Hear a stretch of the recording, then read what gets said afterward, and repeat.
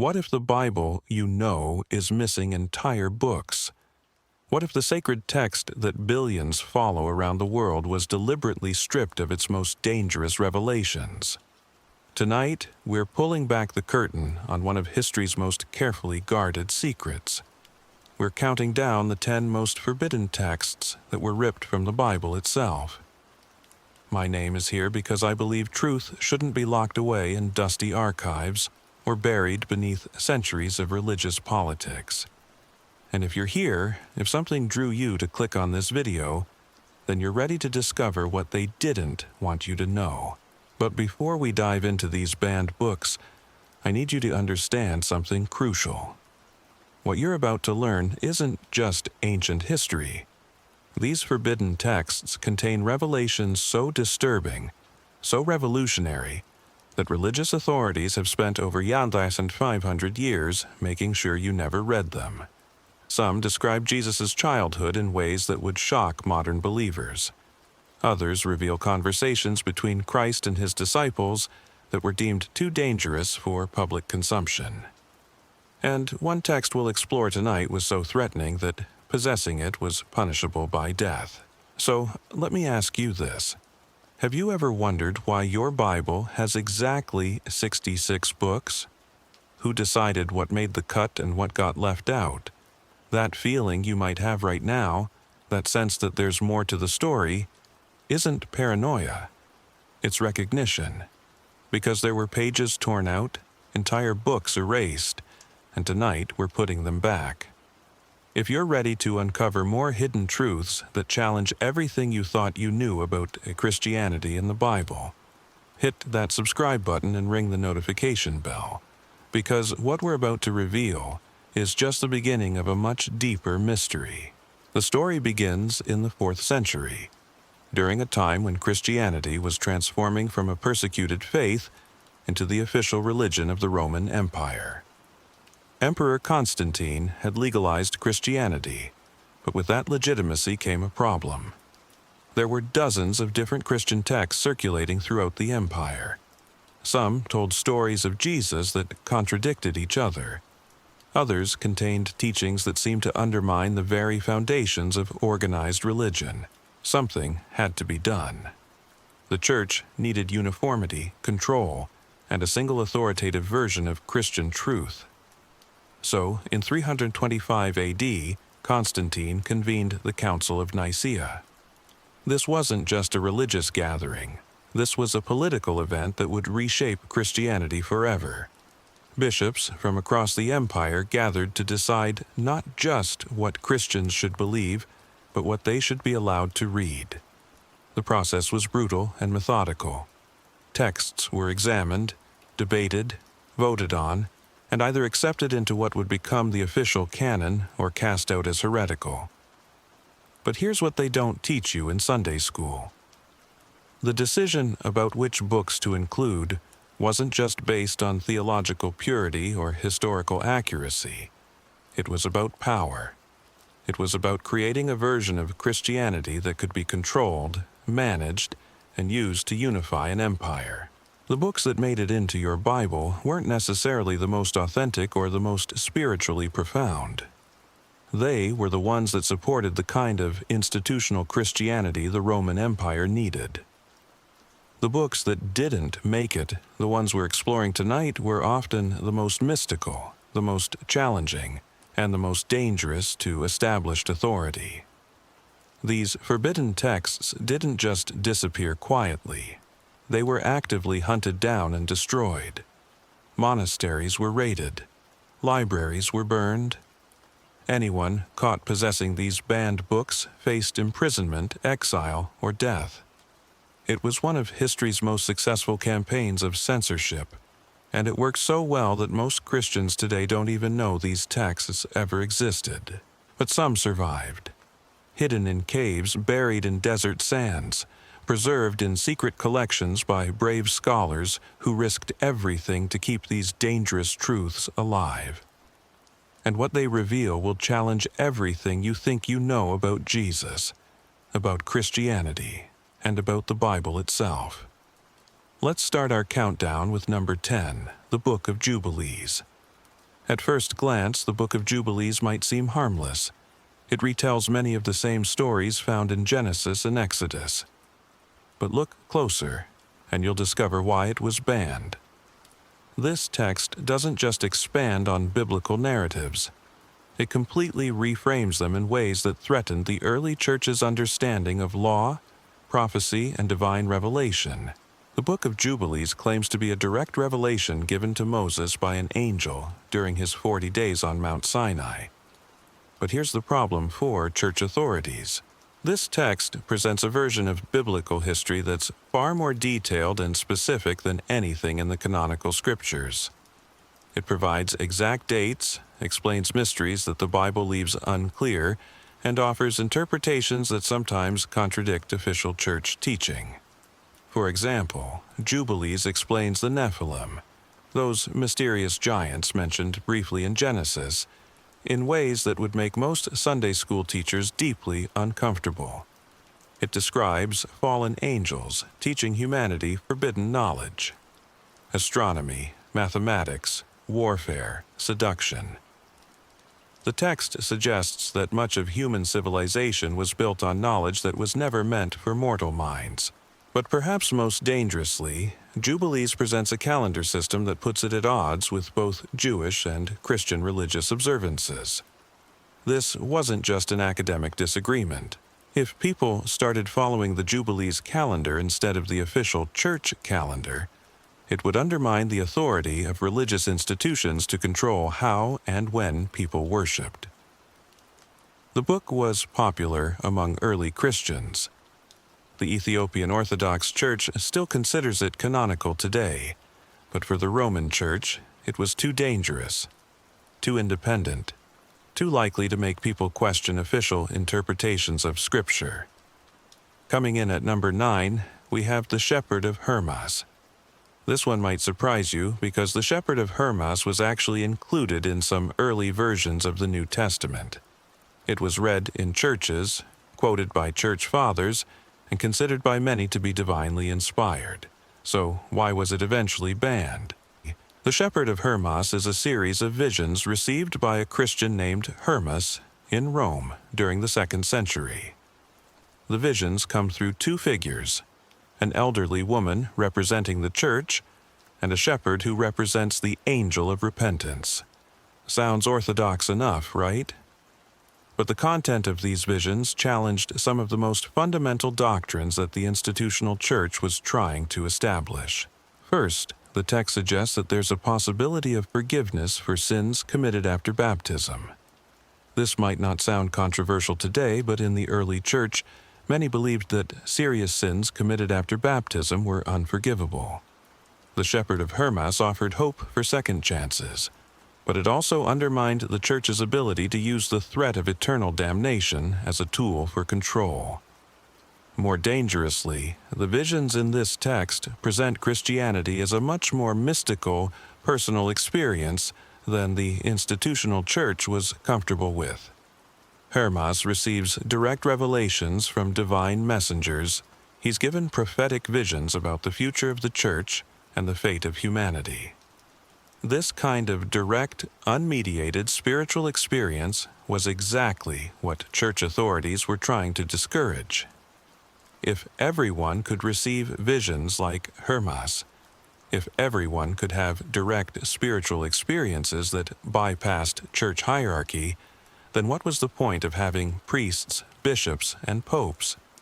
The Shepherd of Hermas had to go, not because it was false, but because it was too true, too empowering, too likely to make ordinary Christians believe they could have their own relationship with the divine without institutional mediation.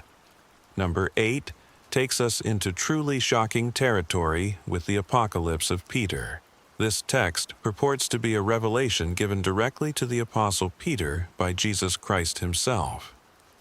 It's one of the earliest and most detailed descriptions of heaven and hell in Christian literature.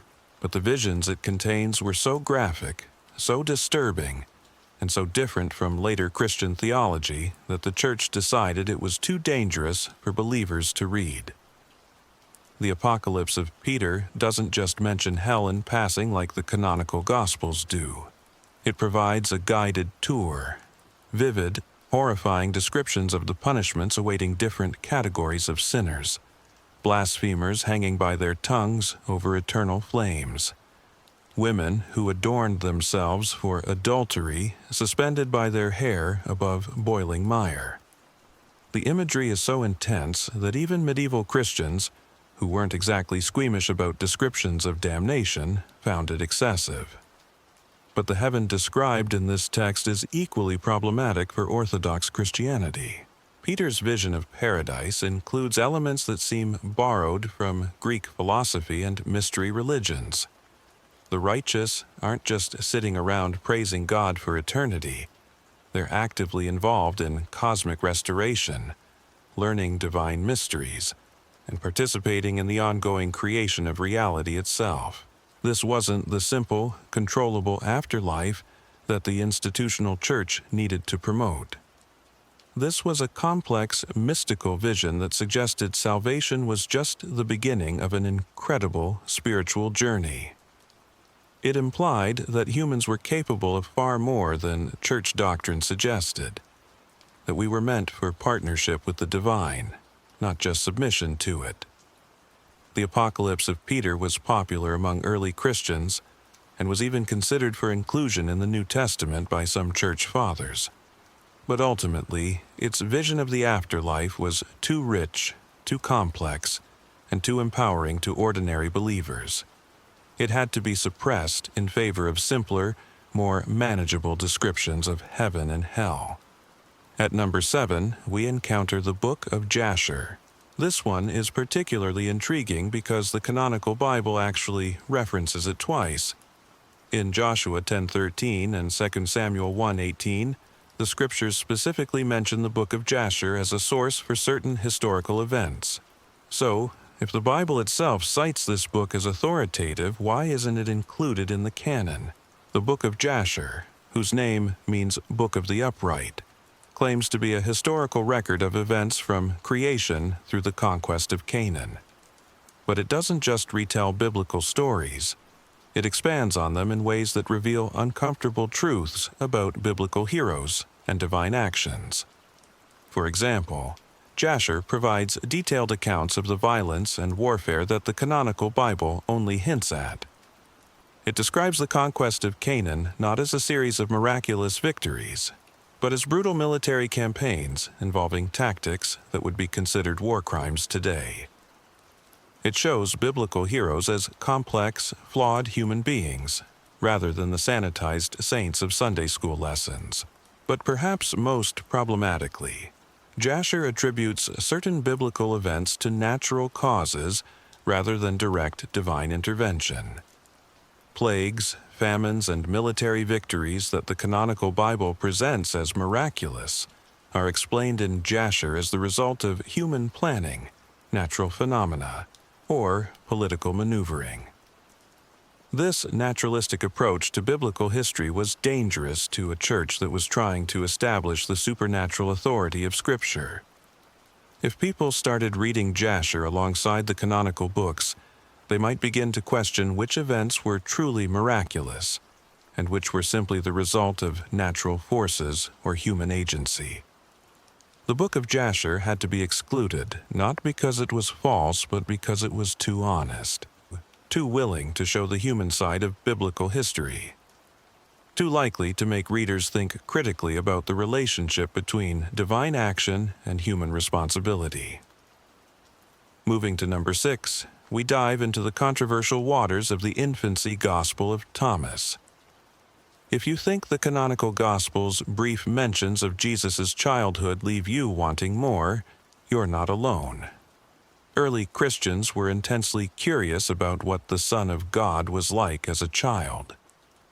The infancy Gospel of Thomas attempts to fill that gap, but its portrayal of young Jesus was so disturbing that the church decided it was better to leave his childhood a mystery.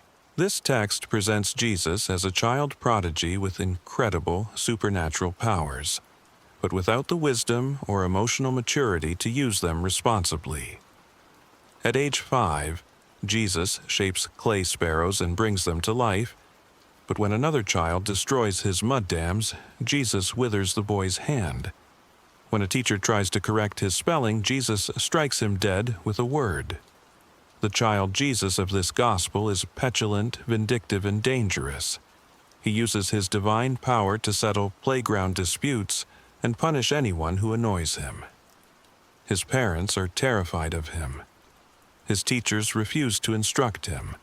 The community lives in fear of what this supernaturally empowered child might do next.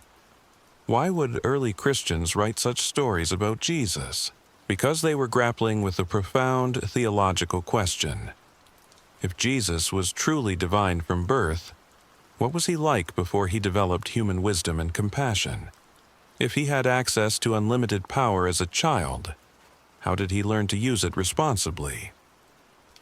The Infancy Gospel of Thomas explores these questions in ways that make modern believers deeply uncomfortable. It suggests that even the Son of God had to learn and grow, that divine power without wisdom can be destructive, and that Jesus' perfection was something he achieved through experience rather than something he possessed from birth. This wasn't the Jesus the institutional church needed. They needed a Savior who was perfect from the moment of conception, not one who had to learn how to be good.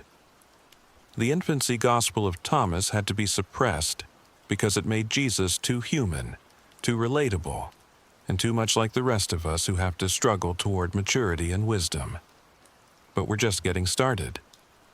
The texts we've explored so far were banned for being too detailed, too mystical, or too humanizing. The books still to come on our countdown were forbidden for far more dangerous reasons. They challenged the very foundations of Christian doctrine, revealed secrets about Jesus' true teachings, and contained knowledge so revolutionary that possessing them could cost you your life. The countdown continues, and at number 5, we encounter perhaps the most controversial text on our entire list, the Gospel of Mary Magdalene. This isn't just another banned book. This is a text that threatens the very foundation of patriarchal Christianity. Found in Egypt in 1896, but not translated until the 1950s, the Gospel of Mary presents a version of early Christianity that would have been absolutely unthinkable to the church fathers who assembled the biblical canon. In this forbidden gospel, Mary Magdalene isn't just a repentant prostitute, as traditional Christianity has portrayed her. She's not even just a devoted follower of Jesus. She's presented as his closest disciple, the one who understood his teachings better than Peter, James, or John. She's the recipient of secret revelations that Jesus shared with no one else. But here's what made this text so dangerous that it had to be completely erased from Christian memory. According to this gospel, after Jesus' resurrection, Mary receives visions and teachings that the male disciples don't understand. When she tries to share these revelations with them, Peter becomes angry and challenges her authority. He can't accept that Jesus would reveal sacred mysteries to a woman that he didn't share with the men. The implications are staggering. If this text were accepted as authentic, it would mean that the foundation of Christian authority, the apostolic succession that flows from Peter to the popes, was built on jealousy and gender discrimination rather than divine appointment.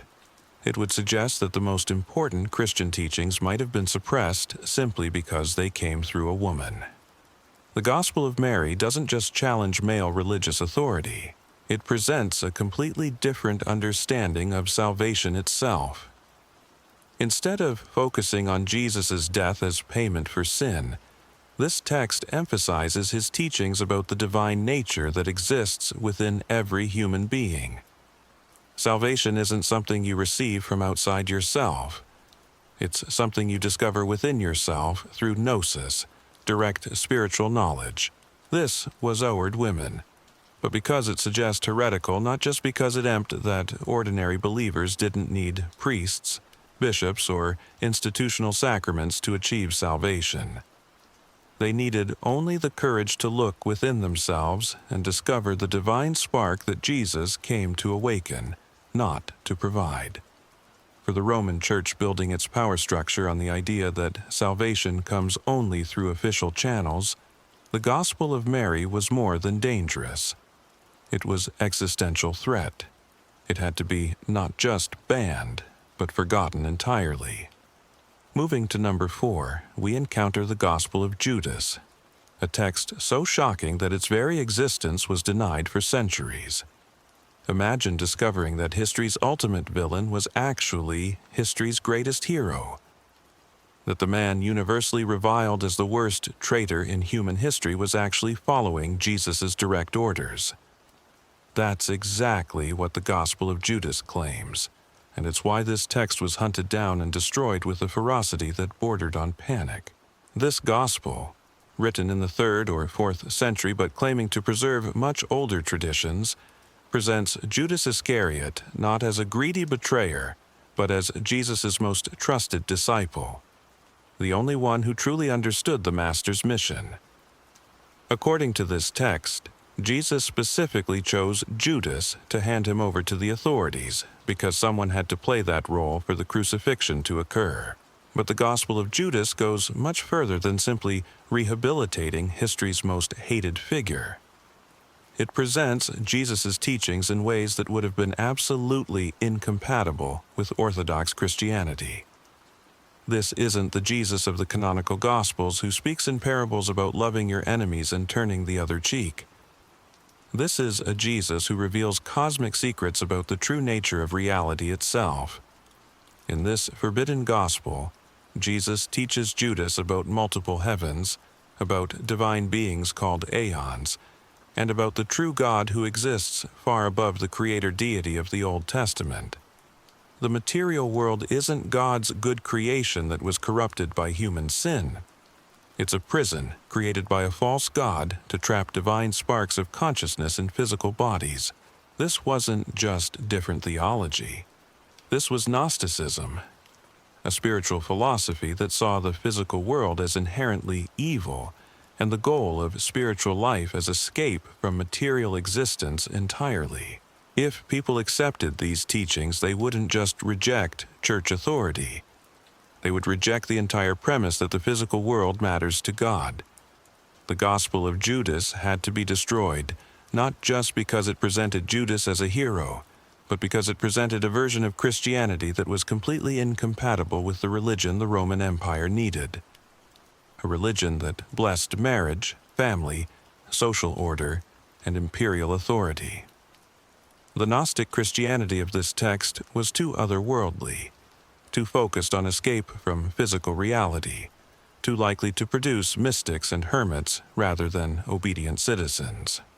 At number 3, we dive deep into the mystical waters of the Gospel of Thomas. This might be the most important text on our entire countdown because it presents the sayings of Jesus in their purest form, stripped of narrative, miracle stories, and theological interpretation. Just raw teachings that cut straight to the heart of spiritual truth. And that's exactly why it was too dangerous to include in the official canon. The Gospel of Thomas consists of 114 sayings attributed to Jesus, many of which have no parallel in the canonical Gospels. These aren't the comfortable teachings of Sunday school. These are mystical instructions for achieving direct spiritual enlightenment that bypass every form of religious authority. If you bring forth what is within you, what you bring forth will save you. If you do not bring forth what is within you, what you do not bring forth will destroy you. This isn't salvation through faith in Jesus' sacrifice. This is salvation through awakening the divine consciousness that already exists within you. The Gospel of Thomas presents Jesus not as a Savior who dies for your sins, but as a spiritual teacher showing you how to discover your own divine nature. When you make the two into one, and when you make the inner like the outer and the outer like the inner, and the upper like the lower, then you will enter the kingdom. This is advanced mystical instruction, the kind of teaching that produces spiritual adepts rather than obedient church members. The kind of wisdom that makes institutional religion unnecessary, because it connects people directly to the source of all truth, But perhaps most dangerously, the Gospel of Thomas suggests that Jesus expected his followers to achieve the same level of spiritual realization he had attained. "Whoever drinks from my mouth will become like me, and I myself will become that person, and the hidden things will be revealed to that one." This wasn't the Christianity the Roman Empire could control. This was a path to spiritual independence that would make emperors, bishops, and priests irrelevant. If people could become like Jesus themselves, why would they need intermediaries? If the kingdom of heaven was already within them, why would they need churches to provide access to it? The Gospel of Thomas had to be suppressed, not because its teachings were false, but because they were too true, too empowering, too likely to produce a world full of mystics and spiritual rebels rather than compliant believers. And now we approach the top of our countdown with number 2, the Book of Enoch. This isn't just a forbidden text. This is a lost library of ancient wisdom that was so dangerous to established religious authority that it was systematically erased from Christian memory for over 1,000 years. Yet traces of its influence can be found throughout the New Testament, suggesting that Jesus himself may have been familiar with its teachings. The Book of Enoch claims to be the testimony of the 7th patriarch from Adam, the man who walked with God and was not, for God took him. But this isn't the brief biblical account of a righteous man being assumed into heaven. This is a detailed account of cosmic rebellion, forbidden knowledge, and the true history of humanity that religious authorities decided was too dangerous for ordinary believers to know. According to Enoch, he was taken on guided tours of heaven and hell, shown the secret workings of the universe, and given prophecies about the end times that were far more detailed and disturbing than anything in the canonical book of Revelation. He describes multiple levels of heaven, each more glorious than the last. He witnesses the throne room of God surrounded by beings of pure light and fire.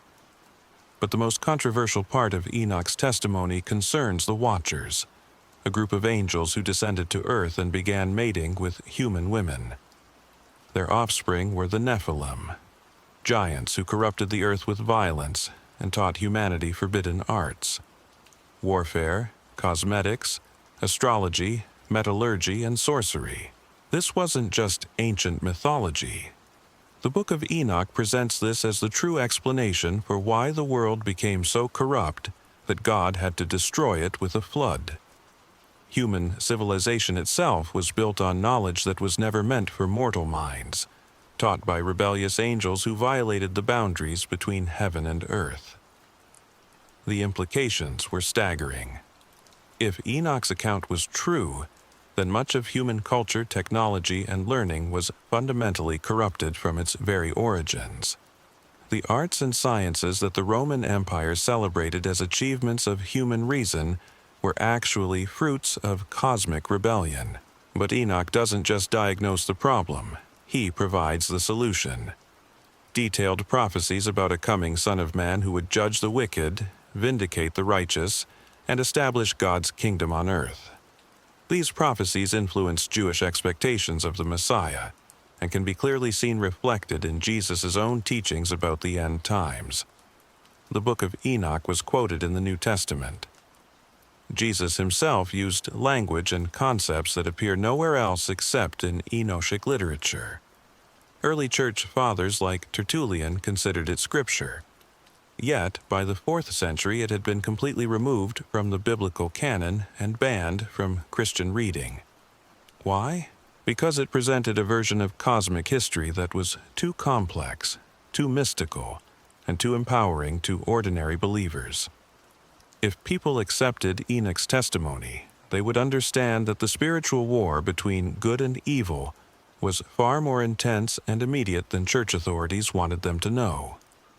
They would expect direct revelations, angelic encounters, and mystical experiences rather than being satisfied with institutional mediation.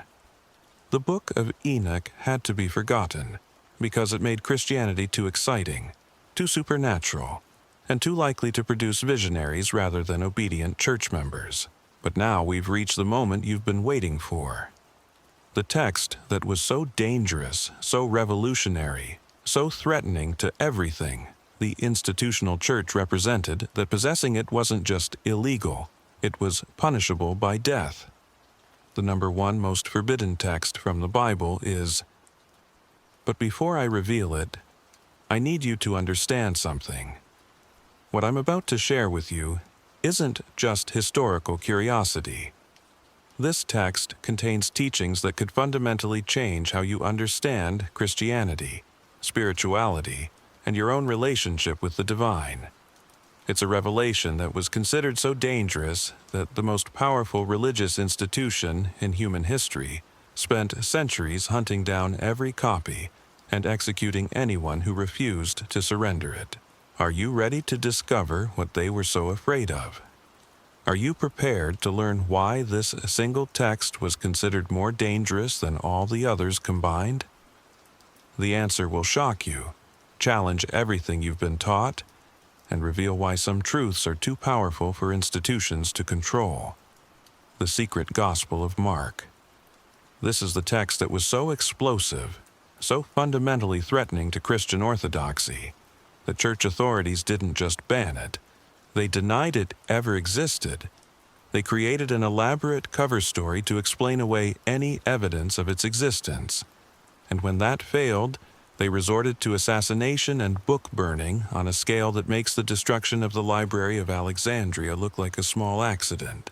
The secret Gospel of Mark wasn't discovered until 1958, when a scholar named Morton Smith found fragments of it copied into the margins of an 18th century book in a monastery library. But what he found wasn't just another variant of Mark's Gospel. It was a letter from Clement of Alexandria, one of the most important church fathers of the 2nd century, discussing a secret version of Mark's Gospel that was only shared with the most spiritually advanced Christians. According to Clement's letter, Mark wrote 2 versions of his Gospel, the public version that we know today, and a secret version that contained the most profound and dangerous teachings of Jesus. This secret Gospel wasn't just longer than the canonical Mark.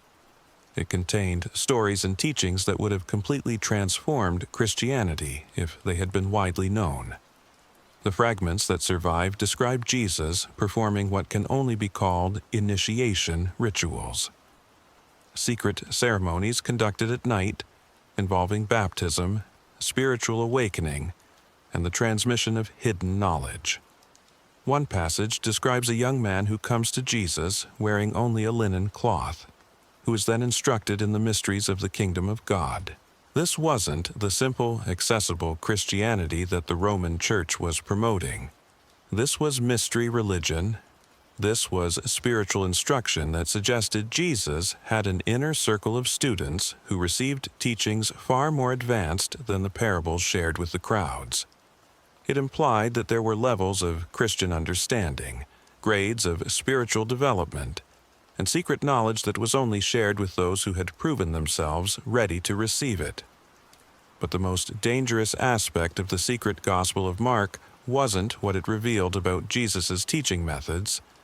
It was what it suggested about the nature of Christianity itself. If there was a secret version of Mark's Gospel, how many other secret teachings were there? How much of Jesus' real instruction had been hidden from ordinary believers? The implications were terrifying to church authorities. If people discovered that there were multiple levels of Christian teaching, they would start asking questions. Why were some teachings kept secret? Who decided what ordinary Christians were allowed to know? What other revelations were being hidden from them? The secret Gospel of Mark suggested that the Christianity most people knew was just the elementary version, that there was a deeper, more mystical form of the faith that was only shared with spiritual adepts. This wasn't just different theology. This was a completely different understanding of what Christianity was supposed to be. Instead of a religion of simple faith and moral behavior, The secret gospel suggested that Christianity was meant to be a mystery school, a path of progressive spiritual initiation where students gradually received more advanced teachings as they proved themselves capable of understanding them, where the ultimate goal wasn't just salvation from sin, but transformation into something approaching divine consciousness itself. This vision of Christianity was absolutely incompatible with the institutional church that Constantine and his successors were building. They needed a religion that could unite an empire, not divide it into different levels of spiritual attainment. They needed teachings that could be understood by everyone, not secret knowledge that was only shared with an elite few. The secret Gospel of Mark had to be not just suppressed, but completely erased from history. Every copy had to be destroyed. Every reference had to be eliminated. Even the memory that such a text had ever existed had to be wiped from Christian consciousness. And they almost succeeded. For over 1500 years, no one knew that Mark had written a secret version of his gospel. The cover-up was so complete that when Morton Smith announced his discovery in 1958, many scholars refused to believe it was authentic. Some still claim it's a hoax, despite decades of research confirming its legitimacy. But why would church authorities go to such extreme lengths to suppress this particular text? What was so dangerous about the idea that Jesus had secret teachings? What were they so afraid people would discover? The answer lies in understanding what Christianity was really like in its earliest centuries. Before Constantine legalized it, before the councils defined orthodox doctrine, before the church became an institution of imperial power, Christianity was wildly diverse. There were dozens of different Christian communities, each with their own texts, their own interpretations, and their own understanding of what Jesus had taught. Some Christians were Gnostics who believed the material world was evil, and the goal of spiritual life was escape from physical existence. Others were Jewish Christians who continued to follow Mosaic law while accepting Jesus as Messiah. Still, others were mystical Christians who practiced elaborate initiation ceremonies and claimed to possess secret knowledge revealed by the risen Christ. The secret Gospel of Mark was a window into this lost world of early Christian diversity. It proved that even the canonical Gospels had been edited and sanitized before being accepted into the official Bible. It suggested that the Christianity most people know today is just one version of what was once a much richer, more complex spiritual tradition. This was exactly what church authorities couldn't allow people to discover. If Christians realized that their religion had been systematically edited and controlled from its earliest centuries, they might start asking uncomfortable questions. What other teachings had been suppressed? What other versions of Christianity had existed? What would the faith look like if it had developed naturally instead of being shaped by political necessity? The secret Gospel of Mark wasn't just a forbidden text.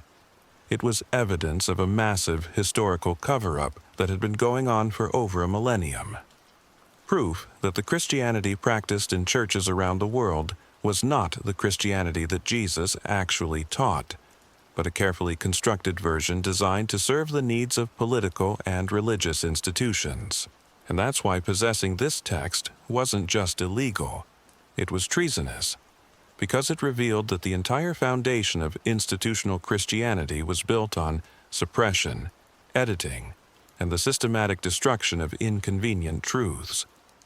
The Church Fathers who banned these 10 forbidden texts weren't just protecting orthodox doctrine.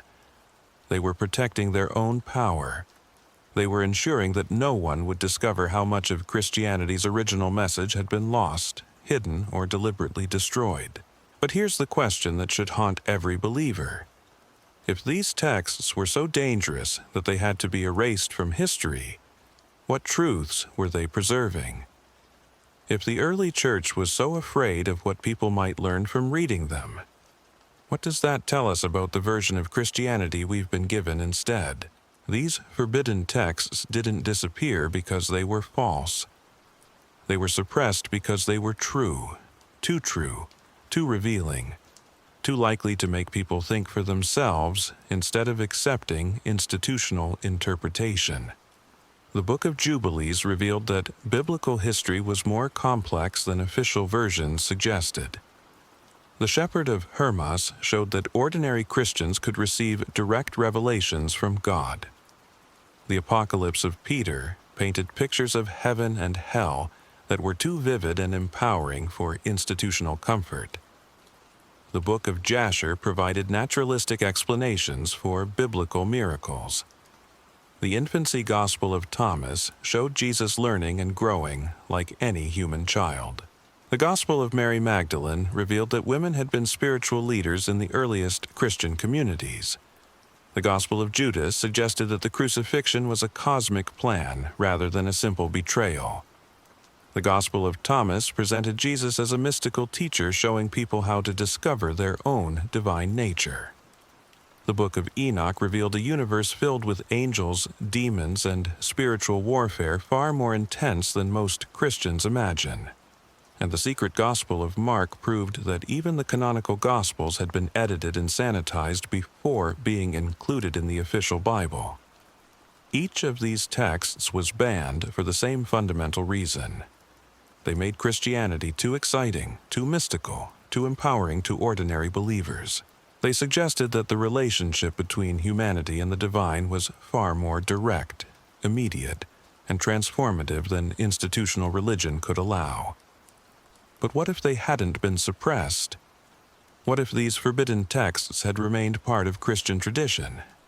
What would Christianity look like today if believers had access to the full range of early Christian literature, instead of just the carefully selected books that made it into the official canon? We might have a religion that encouraged direct spiritual experience instead of discouraging it. A faith that honored both masculine and feminine aspects of the divine instead of suppressing women's spiritual authority. A Christianity that saw the goal of spiritual life as transformation into divine consciousness rather than simple moral behavior and belief in correct doctrine. We might have churches that functioned more like mystery schools, gradually initiating seekers into deeper levels of spiritual understanding. We might have a tradition that honored the mystical dimensions of faith instead of treating them with suspicion.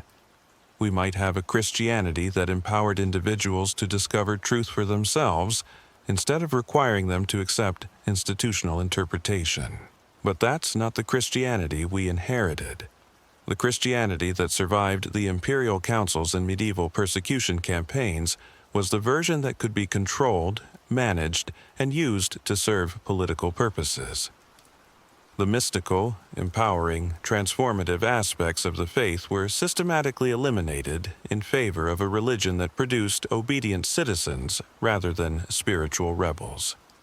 Yet these forbidden texts survived, hidden in caves, preserved in secret collections, copied by brave scholars who risked their lives to keep dangerous truths alive.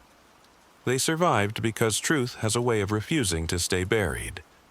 Because there will always be people who hunger for something more than sanitized, institutional spirituality. And now, in our digital age, these forbidden texts are more accessible than ever before. You can read them online, study them in universities, discuss them in forums with people around the world. The suppression that lasted for 15 centuries is finally breaking down. The question is, are you ready for what you might discover?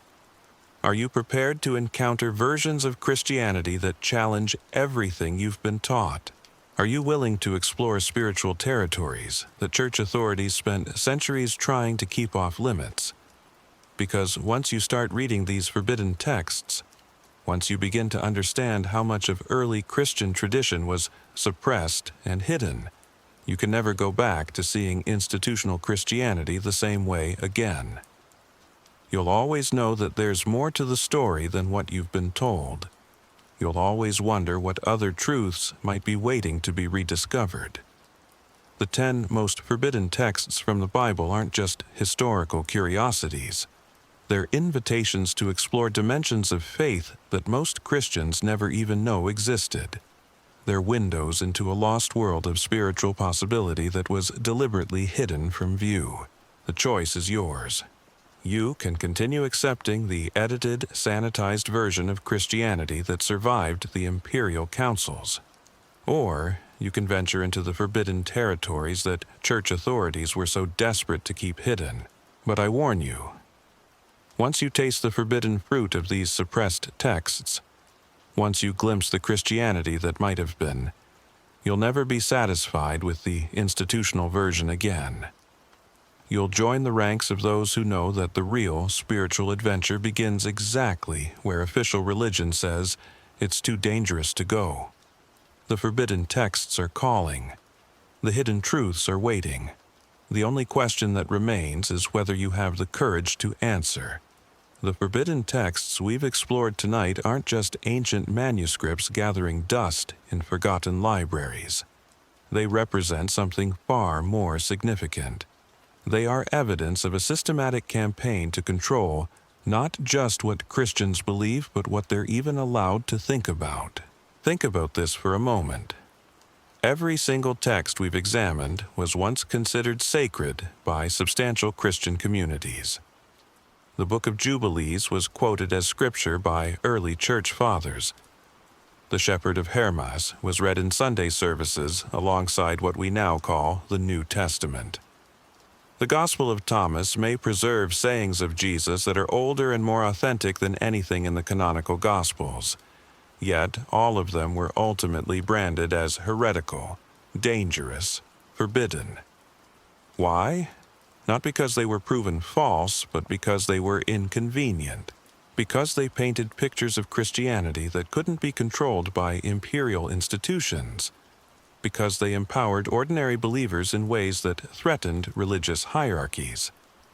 The suppression of these texts reveals something disturbing about how Christianity as we know it was actually constructed. It wasn't a natural evolution of Jesus' original teachings. It was a deliberate selection process designed to create a version of the faith that could serve political purposes.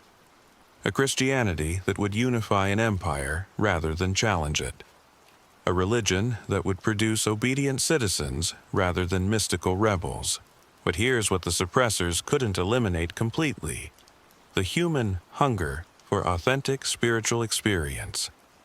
The deep knowing that there must be more to faith than ritual observance and doctrinal compliance. The persistent sense that something essential has been lost from Christianity as it's commonly practiced today. This hunger explains why these forbidden texts continue to fascinate us. Why scholars risk their careers to study them. Why believers around the world are rediscovering them despite centuries of suppression. They represent paths not taken, possibilities that were cut off before they could fully develop. Imagine for a moment what Christianity might look like today if the Council of Nicaea had made different choices. If the Gospel of Mary Magdalene had remained in the canon, we might have a tradition that honored feminine spiritual authority instead of systematically suppressing it. Women might serve as priests, bishops, even popes in a Christianity that remembered Mary as Jesus' closest disciple and most trusted recipient of divine revelation. If the Gospel of Thomas had been preserved alongside Matthew, Mark, Luke, and John, Christians might approach their faith as a mystical journey of inner discovery, rather than a system of external beliefs and behaviors. Churches might function more like meditation centers, with pastors serving as spiritual guides helping people discover the kingdom of heaven within themselves, rather than gatekeepers controlling access to salvation. If the Book of Enoch had remained canonical, believers would have a much more vivid understanding of the spiritual warfare that surrounds human existence. They would expect angelic encounters, prophetic visions, and direct revelations rather than being satisfied with second-hand religious experiences filtered through institutional channels. If the secret Gospel of Mark had never been suppressed, Christianity might have maintained its character as a mystery religion with different levels of teaching for different stages of spiritual development. New converts would receive basic instruction, but mature believers would be initiated into deeper mysteries, eventually receiving the same advanced teachings that Jesus shared with his inner circle. This isn't just wishful thinking or romantic speculation. Archaeological evidence continues to emerge showing that early Christian communities were far more diverse, mystical, and egalitarian than traditional church history suggests. The Nag Hammadi Library, discovered in Egypt in 1945, revealed dozens of early Christian texts that present radically different versions of the faith from what survived in the official canon. Recent discoveries at sites like Oxyrhynchus have uncovered fragments of Gospels and letters that show early Christianity was a vibrant, experimental spiritual movement with multiple centers of authority and competing visions of what it meant to follow Jesus. The picture that emerges is of a religion that was systematically narrowed, controlled, and institutionalized through a series of political decisions rather than spiritual ones. But perhaps the most significant revelation from studying these forbidden texts is how they expose the mechanisms of religious control that continue to operate today. The same strategies used to suppress inconvenient scriptures in the 4th century are still being employed to manage and limit spiritual experience in the 21st century. Consider how religious institutions today respond to mystical experiences, prophetic claims, or direct revelations. They are met with suspicion, subjected to institutional review, and often dismissed as psychological aberrations or dangerous delusions. The same impulse that led church councils to ban texts describing direct encounters with the divine continues to discourage individual believers from expecting or seeking such experiences themselves. The forbidden texts reveal a pattern that extends far beyond religious history. They show how institutions of all kinds maintain control by limiting access to information, discouraging independent thinking, and creating official narratives that serve organizational interests rather than truth. The techniques used to suppress these Christian writings have been employed by governments, corporations, and ideological movements throughout history, but they also reveal something more hopeful: the impossibility of permanently suppressing truth. Despite 15 centuries of systematic destruction, these texts survived. Hidden in desert caves, preserved in private collections, copied by brave individuals who risked everything to keep dangerous knowledge alive. Truth, it seems, has a way of refusing to stay buried. This gives us hope for our own time, when we face new forms of censorship and information control. Just as the forbidden texts of early Christianity eventually emerged from hiding, the suppressed truths of our own era will ultimately surface. Digital technology makes it harder than ever for authorities to completely eliminate inconvenient information. What was once hidden in caves can now be preserved in servers around the world, accessible to anyone with an internet connection. Yet the lesson of the forbidden texts isn't just about the importance of preserving information. It's about the courage required to seek truth, even when institutions discourage such seeking. The early Christians who preserved these dangerous writings did so at tremendous personal risk. They understood that some truths are worth preserving even at the cost of social acceptance, professional advancement, or physical safety. Today's seekers face different risks but similar choices. Do you accept the sanitized, institutional versions of truth you've been offered?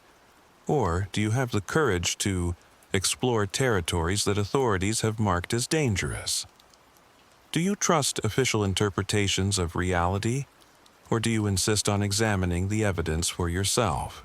The forbidden texts of Christianity are ultimately about more than religious history. They're about the ongoing struggle between institutional control and individual spiritual freedom, between official truth and authentic experience, between the safety of accepted beliefs and the adventure of genuine seeking. they remind us that every generation faces the choice between comfort and truth, between the security of belonging to approved communities and the uncertainty of following one's own spiritual instincts, between accepting what we're told is possible and discovering what might actually be available to those brave enough to look beyond official boundaries. The 10 forbidden texts we've explored tonight were banned because they were dangerous to institutional authority, but they were dangerous in the best possible way. They suggested that ordinary people could have extraordinary spiritual experiences. They implied that the divine realm was more accessible than religious hierarchies wanted to admit. They offered hope that transformation, enlightenment, and direct communion with ultimate reality were not just possible but intended for everyone willing to pursue them. This is why these texts continue to inspire and disturb readers today. They whisper possibilities that institutional religion has spent centuries trying to silence. They hint at dimensions of faith that most believers never even know exist. They suggest that the spiritual adventure is far more exciting, dangerous, and transformative than anything offered in conventional religious settings. But accessing this deeper level of spiritual reality requires something that institutions cannot provide: the willingness to take personal responsibility for your own spiritual development. The forbidden texts didn't offer easy answers or comfortable beliefs. They demanded that readers become active participants in their own transformation, rather than passive recipients of religious services. The Gospel of Thomas doesn't just tell you about Jesus' teachings. It challenges you to discover the same divine consciousness within yourself that Jesus embodied. The Book of Enoch doesn't just describe angelic visions. It suggests that such visions are available to anyone willing to pursue the kind of spiritual purification that opens the inner eye. The Gospel of Mary Magdalene doesn't just present an alternative history of early Christianity. It demonstrates that the highest spiritual insights often come to those who are marginalized by religious institutions. The secret Gospel of Mark doesn't just reveal that there were different levels of Christian teaching. It implies that you might be ready for more advanced instruction than you've been offered. This is perhaps the most subversive message of all the forbidden texts, that you don't need institutional permission to explore the deepest mysteries of existence. You don't need official authorization to seek direct experience of the divine. You don't need religious credentials to discover truths that can transform your understanding of reality itself. The texts were forbidden precisely because they empowered individuals to become their own spiritual authorities. They suggested that the most important religious questions couldn't be answered by consulting external sources, but only by going within and discovering what lies hidden in the depths of consciousness itself. This message is as dangerous today as it was in the 4th century. Institutions of all kinds depend on maintaining their role as mediators between individuals and truth. Whether religious, political, educational, or media institutions, they maintain power by convincing people that expert interpretation is necessary for understanding complex realities. The forbidden texts suggest otherwise.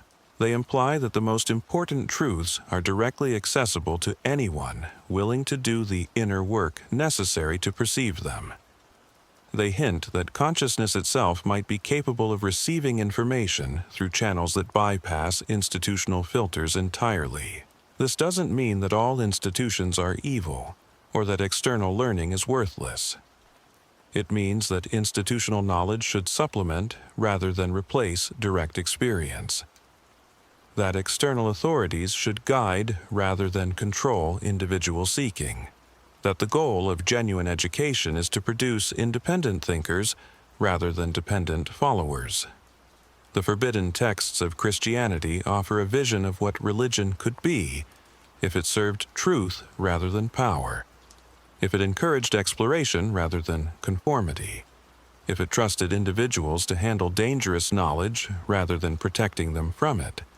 They suggest that authentic spirituality is always subversive to systems that depend on controlling access to transformative experience.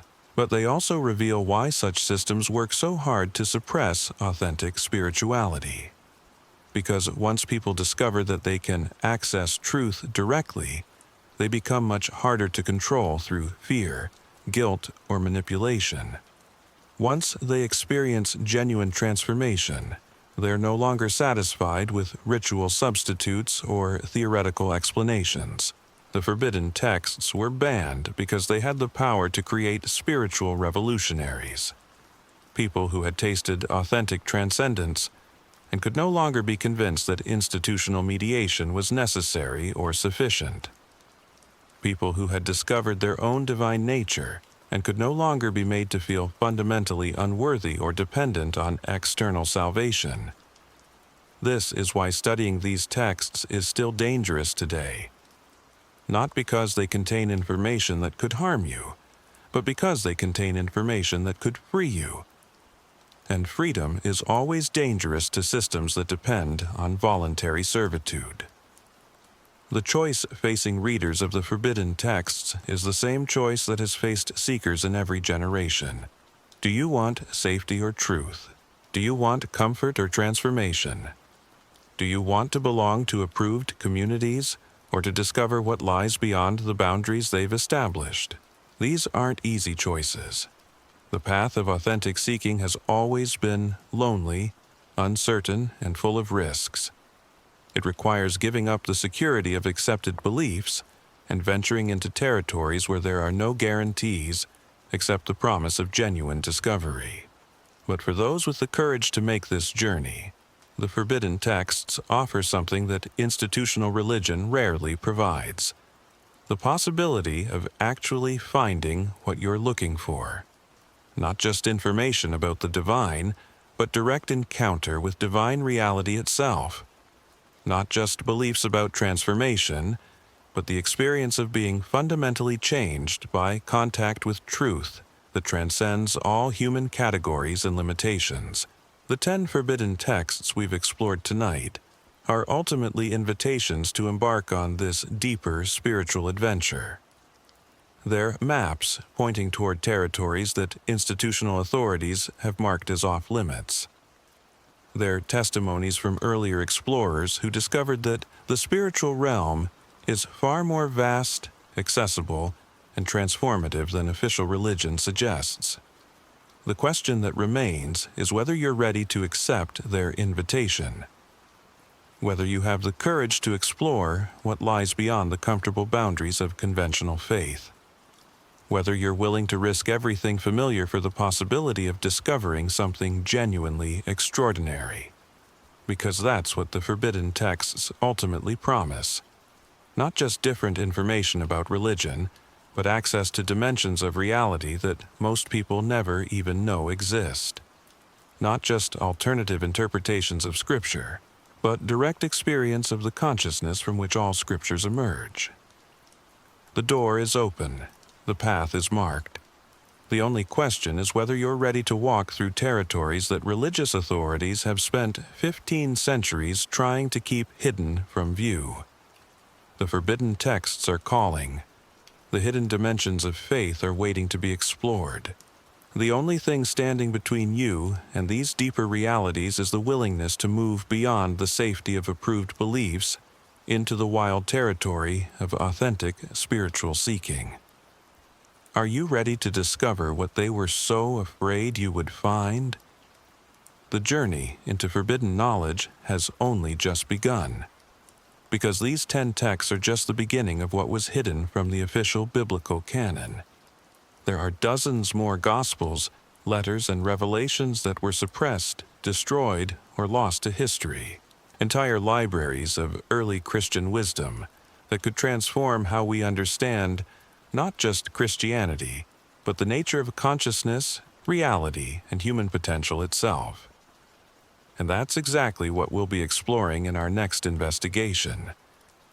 Because the forbidden texts reveal something that goes far beyond religious history. They point toward possibilities for human experience that modern materialistic worldviews insist are impossible.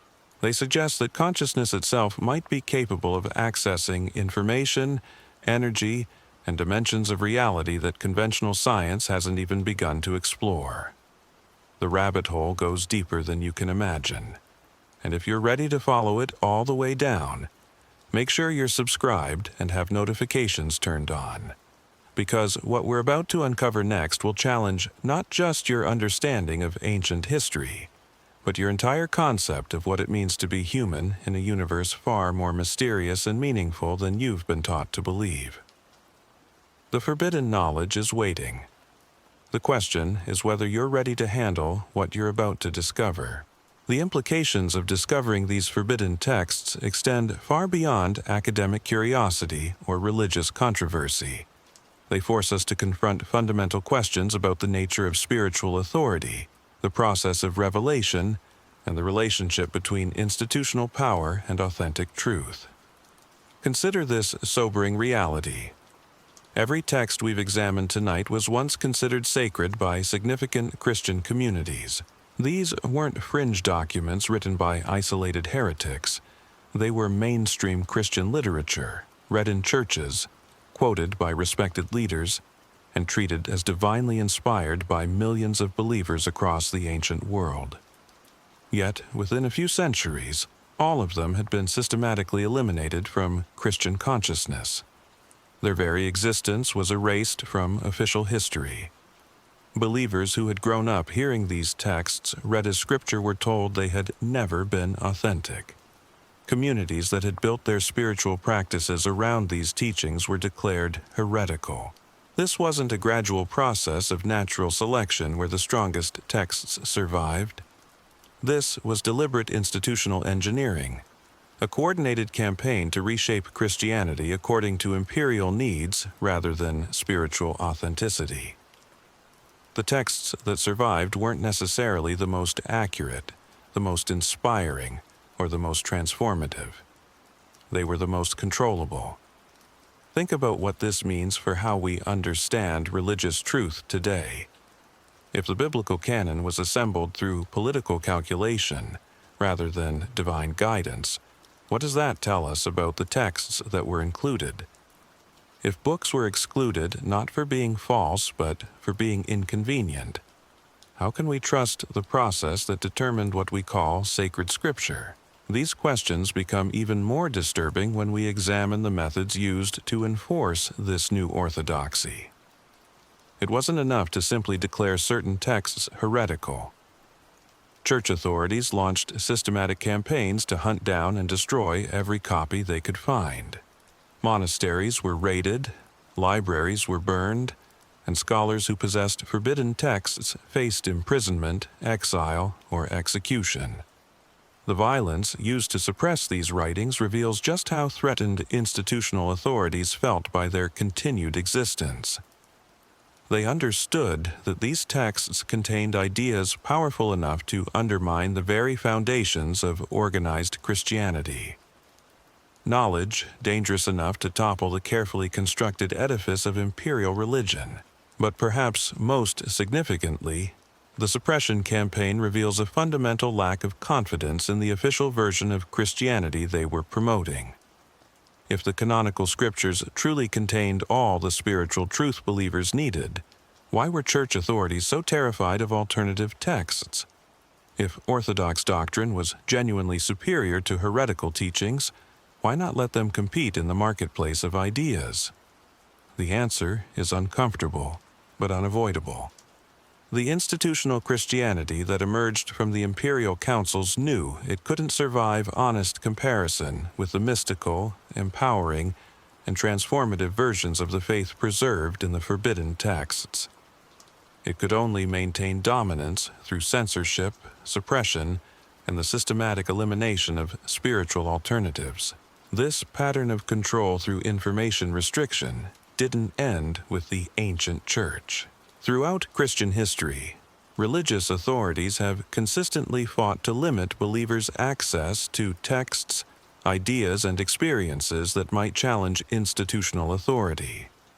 The Index of Forbidden Books, maintained by the Catholic Church until 1966, listed thousands of titles that Catholics were prohibited from reading. Protestant churches developed their own informal systems for discouraging engagement with dangerous ideas. Even today, many Christian educational institutions require faculty to sign statements affirming their commitment to specific doctrinal positions, effectively preventing scholarly exploration of alternative interpretations or forbidden texts. Seminary students learn about the existence of apocryphal writings, but they're typically taught to dismiss them as late, inauthentic, or theologically worthless without serious examination. This ongoing pattern of intellectual suppression suggests that institutional Christianity remains fundamentally insecure about its truth claims. After nearly 2 millennia of dominance, it still cannot tolerate honest engagement with the very texts it once fought so hard to eliminate. The forbidden books remain forbidden not because they've been proven false, but because they continue to pose the same existential threat to religious authority they always have. Yet something remarkable has happened in our digital age. The same technologies that enable unprecedented surveillance and control also make it nearly impossible to permanently suppress information. The forbidden texts that once existed only in hidden manuscripts can now be accessed instantly by anyone with internet connection. Translations that were once available only to specialized scholars can be downloaded for free from dozens of websites. This democratization of access to forbidden knowledge is creating a spiritual renaissance unlike anything seen since the earliest centuries of Christianity. Believers around the world are discovering that the faith they inherited represents only a fraction of what early Christians actually believed and practiced. They're encountering versions of Jesus that are more mystical, more empowering, and more transformative than anything they learned in Sunday school. But this rediscovery comes with both opportunities and challenges. On one hand, access to the full spectrum of early Christian literature allows for a richer, more nuanced understanding of what Jesus actually taught. It reveals dimensions of spiritual possibility that institutional Christianity has successfully hidden for centuries. It empowers individuals to construct their own spiritual practice based on authentic engagement with primary sources rather than institutional interpretation. On the other hand, this freedom comes with responsibility. When you can no longer rely on religious authorities to tell you what to believe, you must develop your own capacity for spiritual discernment. When you discover that there are dozens of different ways to understand Christian teaching, you must do the hard work of determining which approaches resonate with your own spiritual experience and development. The forbidden texts don't provide easy answers or comfortable certainties. They offer something far more challenging and ultimately more valuable: the opportunity to engage directly with the raw materials of spiritual tradition and construct your own understanding based on personal encounter with these dangerous teachings. This process of independent spiritual exploration is exactly what institutional Christianity was designed to prevent. Churches exist partly to mediate between believers and potentially overwhelming spiritual realities, to provide structure and guidance for those who might be crushed by direct exposure to the full intensity of divine truth. There's genuine value in this mediating function when it serves the spiritual development of individuals rather than the institutional needs of organizations. But the forbidden texts reveal what happens when mediation becomes manipulation, when guidance becomes control, when protection becomes imprisonment. They show us versions of Christianity that trusted ordinary believers to handle advanced spiritual teachings, that expected them to have direct encounters with divine reality, that treated them as capable of spiritual growth rather than requiring permanent dependence on institutional authority.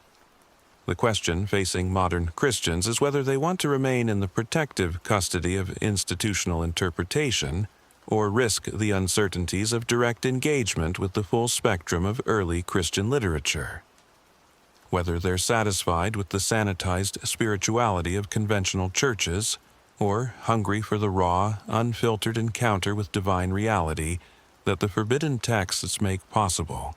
This isn't a choice between faith.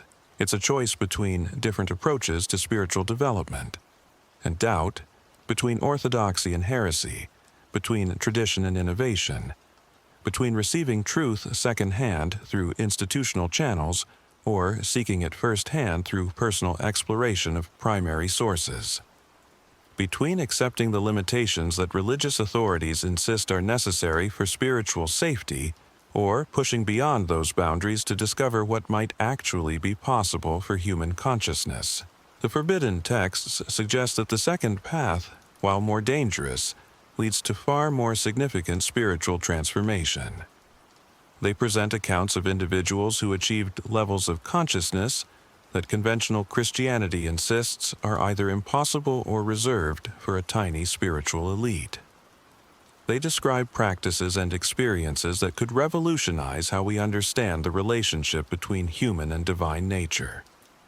But they also make clear that such transformation requires qualities that institutional religion actively discourages: spiritual independence, intellectual courage, willingness to question authority, and the capacity to trust one's own experience even when it contradicts accepted teaching. The forbidden texts were written for spiritual rebels, not religious conformists. This creates a fundamental tension that cannot be resolved through compromise. Either you trust institutional authorities to determine the boundaries of acceptable spiritual exploration, or you insist on the right to explore those boundaries yourself. Either you accept the limitations that churches place on spiritual possibility, or you push beyond those limitations to discover what lies on the other side. The forbidden texts make this choice unavoidable, because they provide evidence that such limitations are arbitrary rather than necessary. They show that early Christians regularly experienced realities that modern believers are taught to consider impossible or dangerous.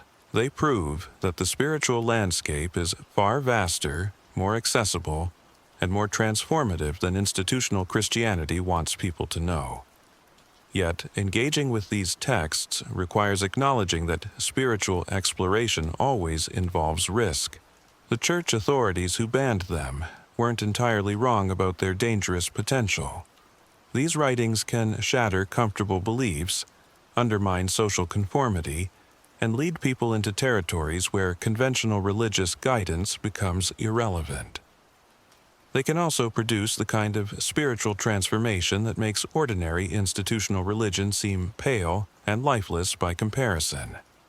They can awaken capacities for direct divine encounter that make mediated religious experience unnecessary. They can reveal possibilities for human consciousness that render conventional notions of salvation and enlightenment hopelessly inadequate. The forbidden texts were suppressed because they had the power to create a completely different kind of Christian. Not the obedient church member who accepts institutional interpretation without question, but the mystical explorer who insists on personal verification of spiritual claims. Not the passive recipient of religious services, but the active participant in ongoing revelation. Not the dependent believer who requires constant guidance and reassurance, but the spiritually mature individual who can navigate divine reality independently. This transformation is exactly what institutional Christianity cannot tolerate, because it makes traditional religious authority obsolete. When people discover they can access divine truth directly, they no longer need priests to mediate their relationship with God. When they experience genuine spiritual transformation, they no longer need churches to provide meaning and purpose. When they develop their own capacity for receiving revelation, they no longer need bishops and popes to tell them what to believe. The forbidden texts point toward a post-institutional form of Christianity that preserves everything valuable from traditional faith while eliminating everything that serves organizational power rather than spiritual development. A Christianity that encourages rather than discourages mystical experience.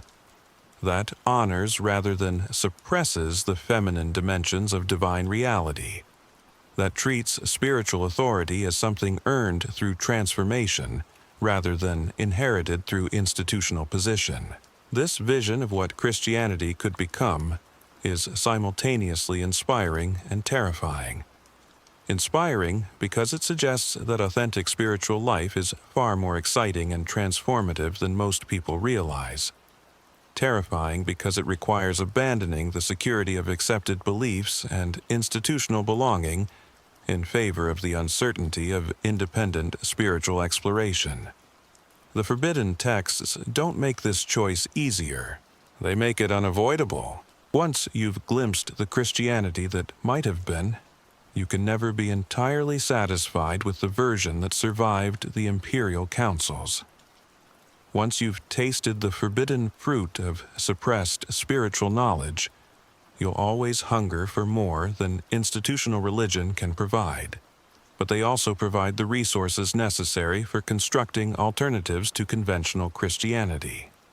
Maps for navigating spiritual territories that church authorities have marked as off-limits. Testimonies from earlier explorers who discovered that the divine realm is far more accessible than institutional religion suggests. Practices and perspectives that can support independent spiritual development even when conventional religious communities prove inadequate or hostile. The 10 forbidden texts we've explored tonight are ultimately tools for spiritual liberation. Not liberation from faith, but liberation from the constraints that prevent faith from reaching its full transformative potential. Not liberation from divine truth, but liberation from human institutions that claim to monopolize access to such truth. They offer something that institutional Christianity cannot provide: the possibility of discovering what lies beyond the boundaries of acceptable belief. The chance to explore spiritual realities that religious authorities insist are too dangerous for ordinary believers to encounter. The opportunity to develop capacities for divine communion that make traditional religious practices seem elementary by comparison. But accessing these possibilities requires something that institutions cannot give: the courage to take complete responsibility for your own spiritual development. The willingness to risk everything familiar for the possibility of discovering something genuinely extraordinary. The faith to believe that truth is stronger than the institutions that try to control it. The forbidden texts were preserved by people who possessed such courage. Individuals who risked their lives to keep dangerous knowledge alive during centuries of systematic suppression.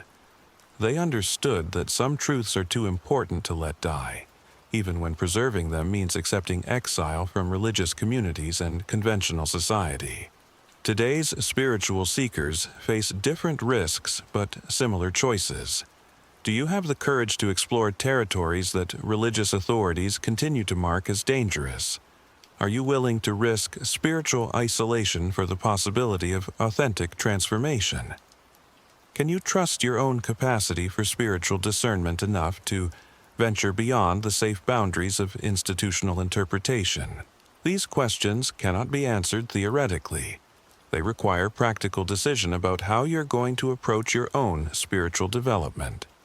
Whether you're going to remain within the comfortable confines of conventional Christianity, or explore the vast territories that the forbidden texts reveal beyond those confines. The choice is ultimately personal and cannot be made by anyone else. But the forbidden texts make one thing absolutely clear: there are dimensions of spiritual reality available to human consciousness that institutional Christianity has spent centuries trying to hide. Possibilities for transformation that conventional religious practice barely hints at. Depths of divine communion that make ordinary faith seem shallow by comparison. The only question that remains is whether you're ready to discover what lies hidden in these forbidden territories. Whether you have the spiritual hunger necessary to sustain exploration of realities that challenge everything you've been taught about the nature of divine truth and human potential. The forbidden texts are calling to something deep within you that knows there must be more to spiritual life than what institutional religion provides. something that recognizes the authenticity of these suppressed teachings even when your rational mind struggles to accept their implications. Something that yearns for the kind of direct encounter with ultimate reality that these dangerous writings describe and make possible. The door to this deeper level of spiritual exploration has been opened by scholars, translators, and digital technology. The texts that were once hidden in caves and secret collections are now available to anyone with the curiosity to seek them out. The knowledge that was once reserved for spiritual elites or risked only by brave rebels can now be accessed by ordinary seekers willing to venture beyond conventional boundaries. But access to information is not the same as spiritual transformation. Reading about mystical experiences is not the same as having them. Learning about forbidden practices is not the same as engaging in them. The forbidden texts provide maps, but you must be willing to undertake the journey they describe. That journey leads through territories that institutional Christianity has declared off-limits for good reason. They're dangerous to everything that conventional religion represents. They threaten not just specific beliefs, but entire ways of approaching spiritual life. They suggest possibilities that could revolutionize human consciousness if enough people had the courage to explore them seriously. The forbidden texts were suppressed because they contained the seeds of a spiritual revolution that church authorities knew they couldn't control or contain. Those seeds remain viable today, waiting for conditions that will allow them to germinate and grow into forms of Christianity that the imperial councils never imagined and would never have approved. Whether those conditions exist now, whether this generation has the spiritual courage necessary to nurture such dangerous seeds, remains to be seen. But the forbidden texts are available for those ready to plant them. The question is whether you're prepared to tend the kind of spiritual garden that might grow from such revolutionary seeds. Because once you start cultivating the possibilities these texts reveal, there's no going back to the tame, domesticated version of Christianity that survived the imperial councils. Once you taste the wild fruit of authentic spiritual transformation, you can never again be satisfied with the artificial flavors of institutional religion. The forbidden texts are waiting. The hidden dimensions of Christian possibility are ready to be explored. The only thing standing between you and these revolutionary spiritual realities is the decision to move beyond the safety of approved beliefs into territories that promise genuine transformation for those brave enough to explore them. The question that echoes through all 10 forbidden texts is the same question that confronts every spiritual seeker in every generation. Are you ready to discover what lies beyond the boundaries that others have established for your spiritual exploration? Are you prepared to take responsibility for your own encounter with ultimate truth, even when that encounter challenges everything you've been taught to believe about the nature of divine reality? The forbidden texts don't just preserve alternative versions of Christian history. They preserve alternative possibilities for Christian futures. They point toward forms of faith that could emerge if enough people had the courage to move beyond institutional limitations into authentic spiritual exploration. Whether such futures will ever manifest depends on decisions being made right now by individuals who must choose between the security of conventional religion and the adventure of forbidden spiritual territories. The texts have been preserved. The knowledge has been recovered. The maps have been drawn. The only question that remains is whether this generation will produce explorers brave enough to follow these maps into regions that religious authorities have spent 15 centuries trying to keep hidden from human discovery. The choice that confronts you isn't just about reading ancient texts. It's about embracing a completely different understanding of what it means to be human in a universe designed for conscious evolution. Because as we've seen throughout our countdown, each forbidden text points toward the same revolutionary truth.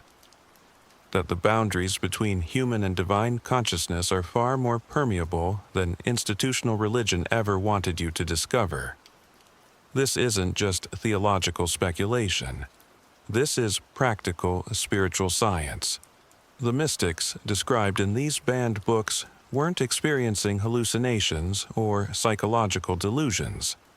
They were accessing genuine dimensions of reality that remain available to anyone willing to develop the necessary spiritual capacities. They were demonstrating possibilities for human consciousness that conventional Christianity has spent centuries trying to convince you don't exist. But here's what makes this even more significant for our current moment in history. We're living in an unprecedented time, when the tools for independent spiritual exploration are more accessible than ever before. The same digital revolution that allows instant access to these forbidden texts also provides resources for understanding and applying their teachings in ways that would have been impossible for previous generations. You can study the meditation practices described in the Gospel of Thomas. You can explore the visionary techniques outlined in the Book of Enoch. You can experiment with the consciousness-altering methods preserved in texts that church authorities tried to eliminate forever.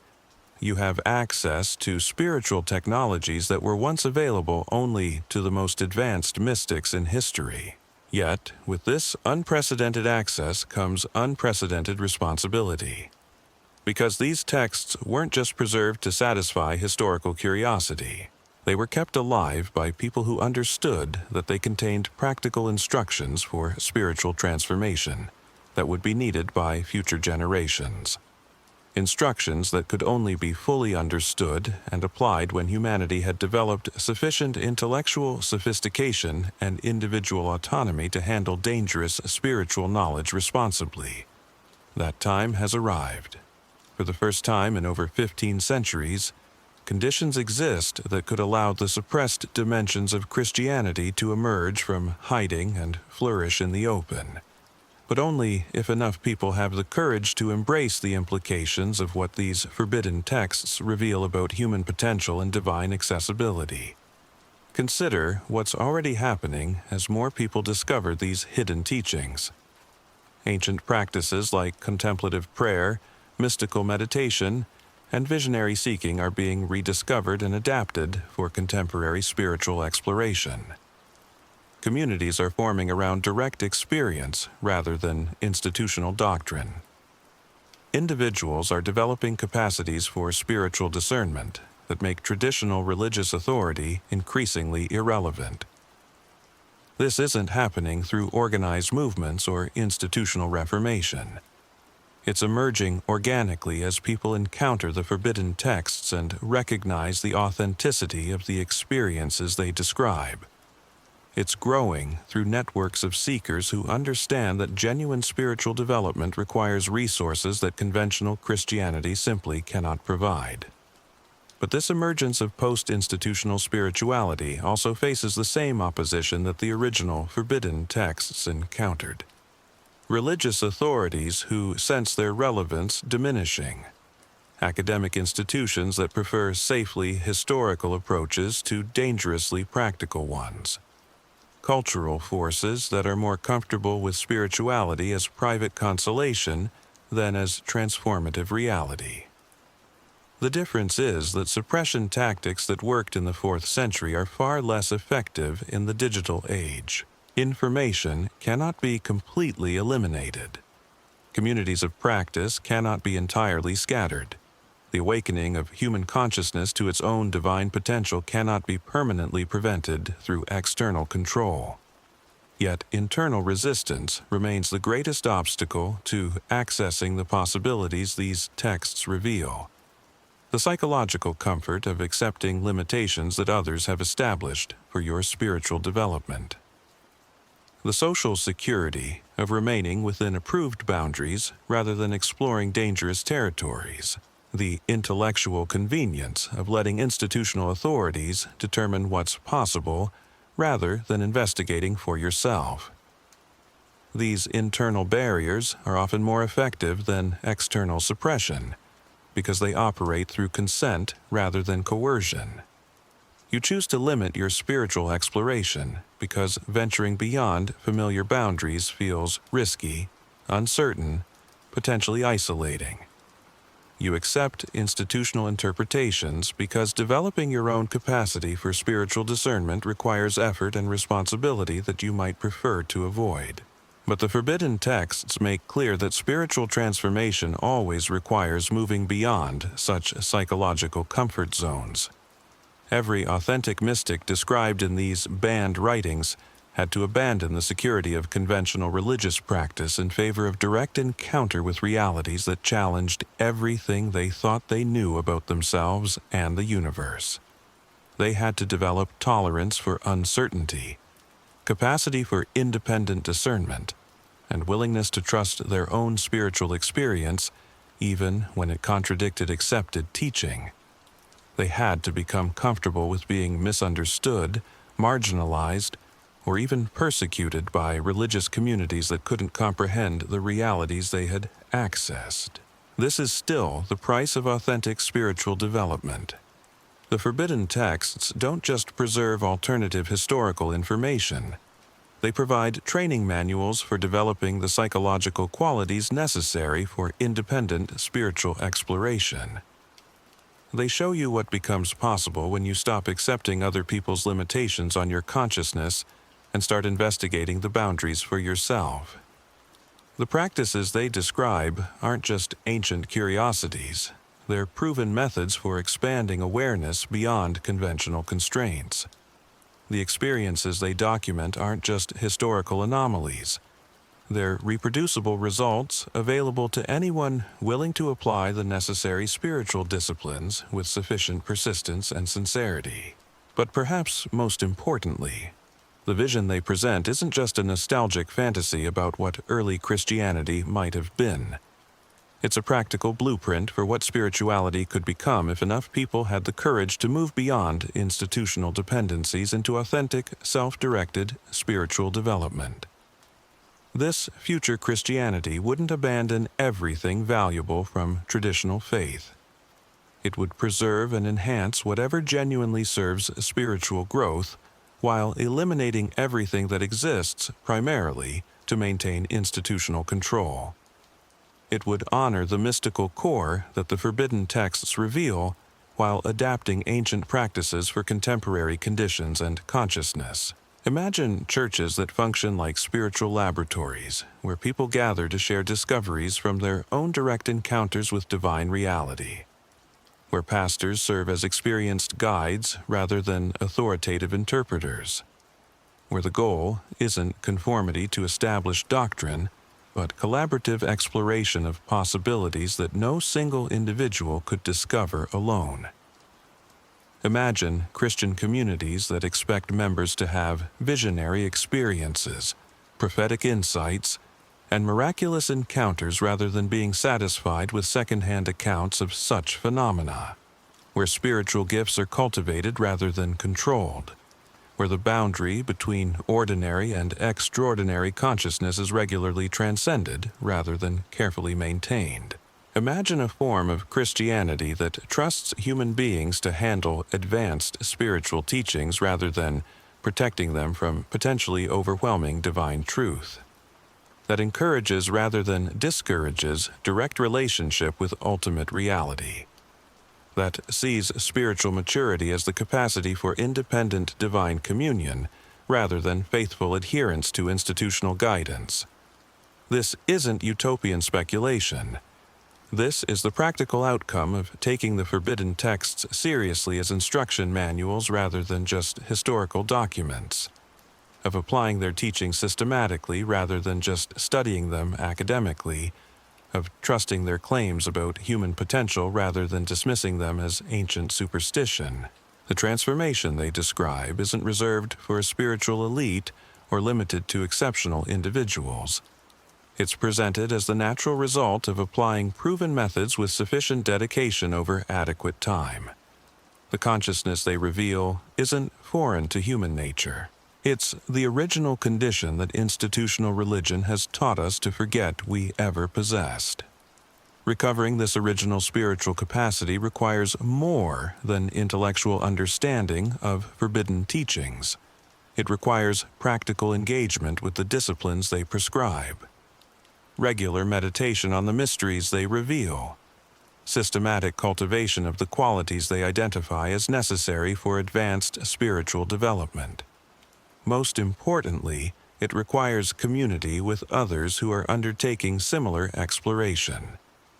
Because while the forbidden texts emphasize individual spiritual responsibility, they also make clear that the highest levels of consciousness emerge through collaborative seeking, rather than isolated practice. This is why the rediscovery of these banned writings is creating new forms of spiritual community that transcend traditional religious boundaries. People from different denominational backgrounds finding common ground in shared commitment to direct spiritual experience. Seekers from various traditions recognizing the universal principles that the forbidden texts preserve beneath their specifically Christian language. These emerging communities aren't trying to create new religions or compete with existing institutions. They're exploring possibilities that institutional religion makes available, but rarely encourages people to pursue seriously. They're investigating what becomes possible when spiritual practice aims at transformation rather than comfort, adventure rather than security, discovery rather than confirmation of existing beliefs. The forbidden texts provide the theoretical framework for such exploration, but the practical results depend on contemporary seekers having the courage to test ancient claims against modern experience, to discover whether the consciousness-expanding techniques these texts describe still produce the results they promise, whether the divine realities they reveal remain accessible to properly prepared awareness. Early reports from people engaging seriously with these recovered practices suggest that the suppressed dimensions of Christianity are indeed still available to those willing to develop appropriate spiritual capacities, that the visionary experiences, mystical insights, and transformative encounters described in banned texts weren't limited to ancient times, but represent permanent possibilities for human consciousness properly aligned with divine reality. But accessing these possibilities requires acknowledging that spiritual development operates according to principles that institutional religion often obscures or contradicts. That genuine transformation usually involves periods of uncertainty, discomfort, and isolation from conventional religious communities. That the most significant spiritual breakthroughs often occur outside approved channels and beyond institutional control. The forbidden texts were preserved precisely for people willing to accept such challenges. They contain resources specifically designed for spiritual rebels who refuse to accept limitations that others insist are necessary for psychological safety or social stability. They offer guidance for navigators willing to explore territories that religious authorities have marked as too dangerous for ordinary believers. Whether you're ready to join this exploration depends on how seriously you take the evidence these texts provide about possibilities for human consciousness that conventional Christianity has systematically suppressed. Whether you trust their claims enough to risk the comfortable certainties of institutional faith for the uncertain adventure of independent spiritual discovery. The forbidden texts don't just preserve historical alternatives to Orthodox Christianity. They preserve practical alternatives to conventional spiritual development. They point toward forms of consciousness that could revolutionize not just individual spiritual experience, but human civilization itself, if enough people developed the capacity for direct divine communion that institutional religion has spent centuries trying to prevent. This is why studying these texts isn't just an academic exercise in alternative Christian history. It's preparation for participating in the emergence of post-institutional spirituality that could transform how human beings relate to ultimate reality, to each other, and to the evolutionary possibilities that remain latent within consciousness itself.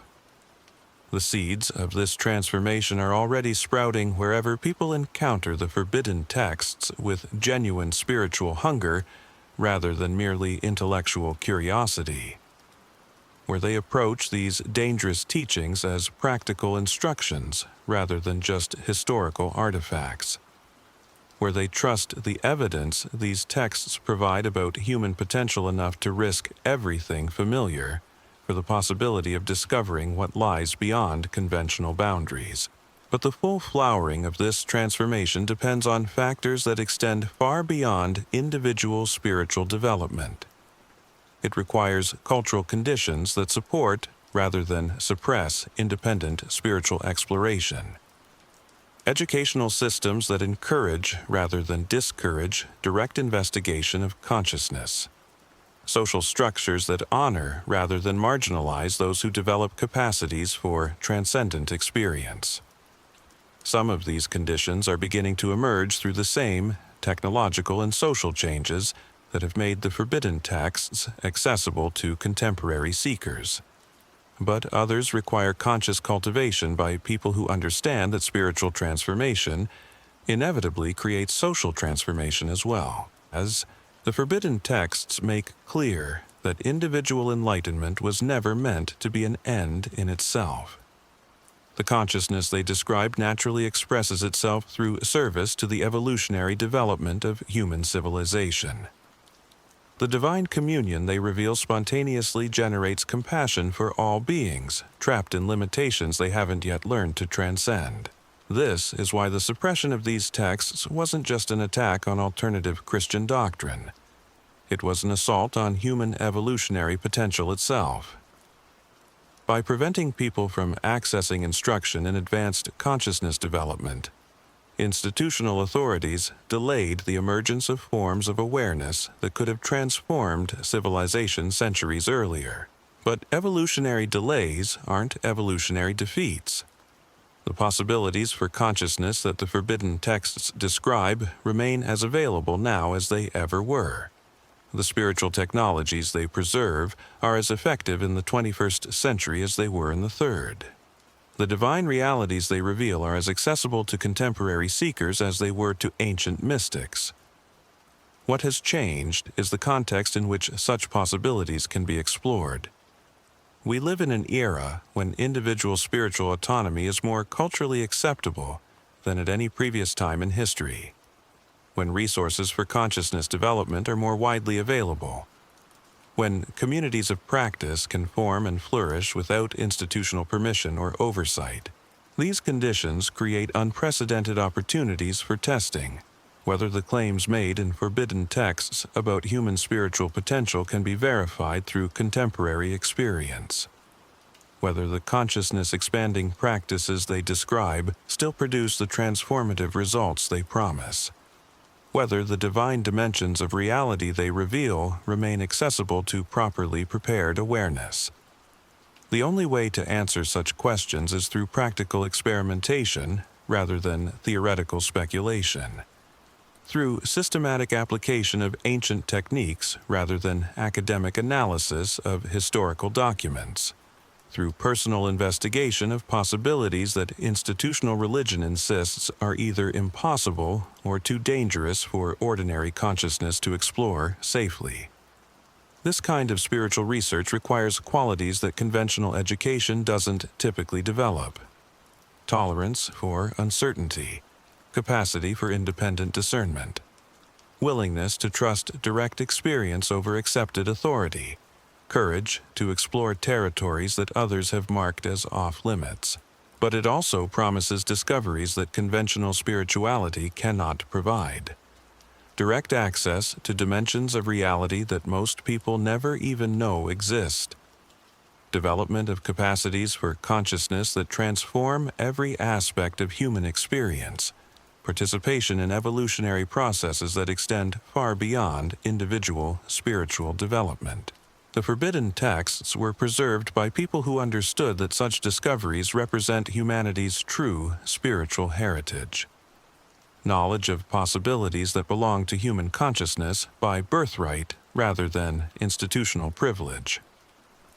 techniques for accessing realities that remain available regardless of external circumstances or social approval. They kept these dangerous teachings alive through centuries of suppression because they recognized that eventually conditions would emerge that would allow their full application. Times when individual spiritual autonomy would be possible. Eras when consciousness development could proceed without institutional interference. Generations brave enough to reclaim their evolutionary birthright, despite all attempts to convince them such heritage doesn't exist. Whether we are living in such times depends partly on how contemporary seekers respond to the opportunity these texts represent. Whether we have the collective courage to move beyond the spiritual dependencies that institutional religion has encouraged. Whether we can develop the individual capacities necessary for exploring consciousness territories that have been marked as off-limits for over 15 centuries. The forbidden texts are calling to something within you that recognizes the authenticity of the possibilities they describe. Something that knows intuitively that human consciousness is capable of far more than conventional religion suggests. Something that yearns for the kind of direct encounter with ultimate reality that these banned writings make possible. Whether you answer that call determines not just your own spiritual development, but your participation in the larger evolutionary process that these texts describe. Because the consciousness they reveal isn't just individual achievement. It's collective potential waiting to be activated by enough people willing to risk everything, familiar for possibilities that transcend conventional imagination. The countdown of forbidden texts is complete, but the exploration of their implications has only begun. Because beyond these 10 suppressed writings lie dozens of others that were equally dangerous to institutional authority. Additional layers of hidden knowledge that could revolutionize not just Christianity but human understanding of consciousness, reality, and evolutionary possibility itself. And that's exactly what we'll be investigating next. Because the forbidden texts we've explored tonight are just the surface of a much deeper mystery about human potential that religious, academic, and political authorities have collaborated to keep hidden for centuries. Knowledge about capacities of consciousness that could transform civilization if enough people developed the courage to explore them seriously.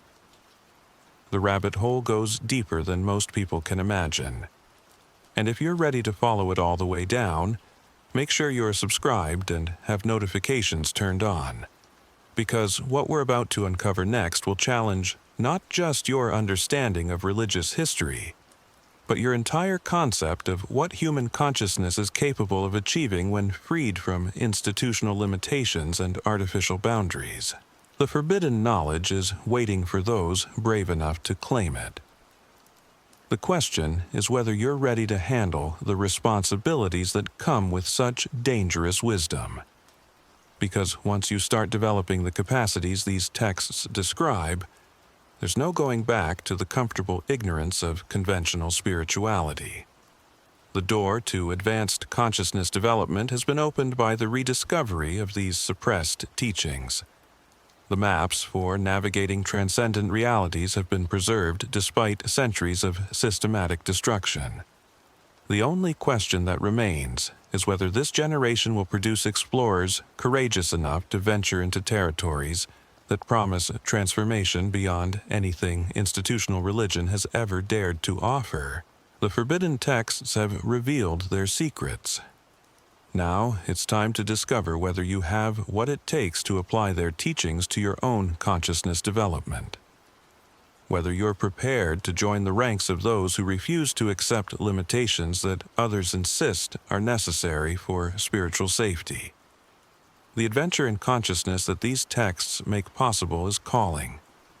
The question is whether you're ready to answer, whether you have the spiritual hunger necessary to sustain exploration of realities that could revolutionize everything you think you know about human potential and divine accessibility. Because that's what lies hidden in the forbidden territories these texts reveal. Not just alternative versions of religious history, but access to dimensions of consciousness that could transform human civilization itself. Not just information about suppressed teachings, but practical instruction in developing capacities that most people never even know they possess. The choice is ultimately yours. But choose quickly, because the window of opportunity for this kind of collective consciousness transformation may not remain open indefinitely. The conditions that make such exploration possible could shift. The resources that support independent spiritual development could be restricted again. The forbidden texts survived 15 centuries of suppression because brave individuals understood their ultimate importance to human evolution.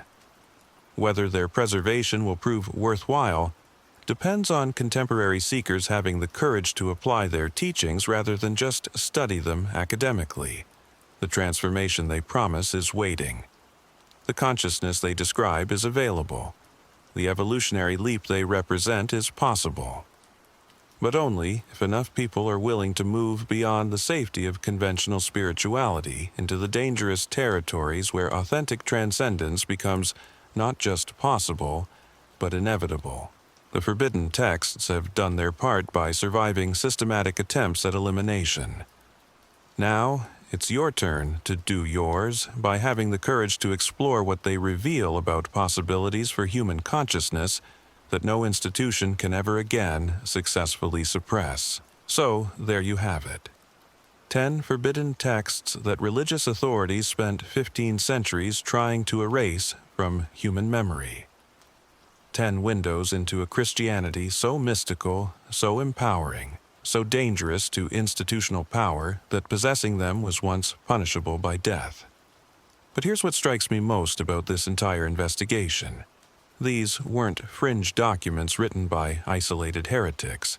These were mainstream Christian literature, read in churches, quoted by respected leaders, considered divinely inspired by millions of believers.